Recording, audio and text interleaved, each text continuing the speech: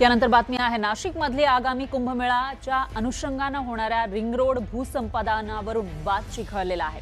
मातोरी मुंगसरी इथं मोजणी दरम्यान तणाव निर्माण झाला होता। शेतकरी आणि प्रशासनामध्ये जोरदार बाचाबाची झाली। पोलिसांकडून शेतकऱ्यांना घरात घुसून मारहाणीचा स्थानिकांनी प्रयत्न केला, तर महिलांनाही मारहाण झाल्याचा ग्रामस्थांचा दावा आहे। सिंहस्थ परिक्रमा मार्गासाठी 66.15 किलोमीटर रिंग रोड प्रकल्प आहे आणि 25 गावांमधून हा प्रकल्प मार्ग जाणार आहे। तर 365 हेक्टर जमीन संपादित केली जाणार आहे आणि 25 पैकी 19 गावांनी भूसंपादनाला संमती दिलेली आहे। उर्वरित गावांचा विरोध मात्र कायम आहे। अनेकांची घरं या प्रकल्पात जात असल्याने तीव्र विरोध होतोय।